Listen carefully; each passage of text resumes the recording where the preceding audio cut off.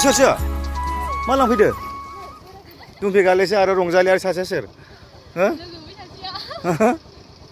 दुमफेगाले helmet बोखारलाय नायनां मानसिखौ ए मानसिया फिसा जाथारबायमोन दाबो नै दुमफेगालेनि लोगो नैबे गिबियावनो नोंथांमोनखौ बयखौ खुलुमबाय दायो आं दंफैयो धनी पल' एयारपर्टआव नोंथांमोना मिथिगौ धनी पल' एयारपर्टआ बहा दङ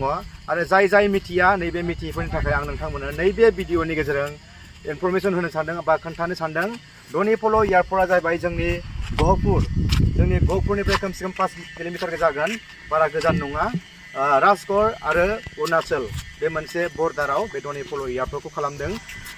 एसे गोबावानो जाबाय बे धनी पल' एयारपर्टआ नोंथांमोना बे जायगायाव फैनानै नोंथांमोना फट'शुट खालामफैनो हायो भिडिअ लाफैनो हायो पारमिसन जेबो नांलाया ओरैनो सोंनानै हाबफैनो हायो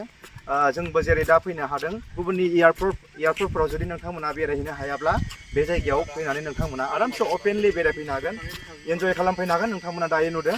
नैबे धनी पल' एयारपर्टआ गोबां समायनाबो जाबाय जोंनि लोगो दङ धनी पल' एयारपर्टआव जब मावनाय बिथांखौ आं खनसेल' सिनायथि होगोन बिदिनो खनसे धनी पल' एयारपर्टआव जब मावो नोंथाङा मा पस्टआव जब मावो आं इलेक्ट्रिकेल डिपार्टमेन्टनि बियो बेसेबां गोबाव ओरैनो माबाया मा होनो डिउटिया 8 घन्टा आरो 8 घन्टा नोङो खैथायाव फैयो आं ओरैनो बिदिनो 2टायाव फैबा 8टायाव गलाङो ओमफ्राय फुंनि 6टायाव फैबा 2टा न'निफ्रायनो थांलाय फैलाय खालामो आरो ओमफ्राय नोंथांनि गामिखौ एसे बुंहरनो हागोन नामा आंनिया खुलुमबाय आंनिया सेनं गोजोन फोथार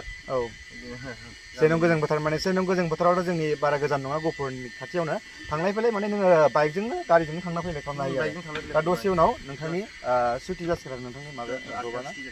ओमफ्राय गाबोन आरो फैसिगोनलाय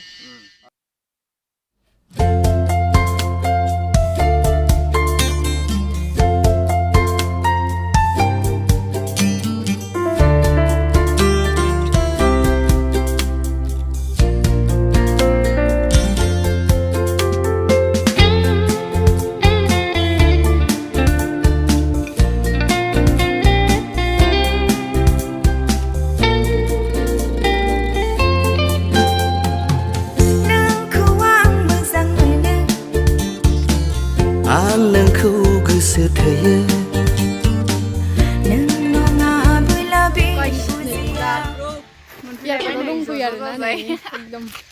आदा होनो ना मा होनो जालायलांबाय दे थाब गोराना इन्स्टायाव 10K खालामथारनांगौ जोङो ओरै दंजोबो मानसिफ्रा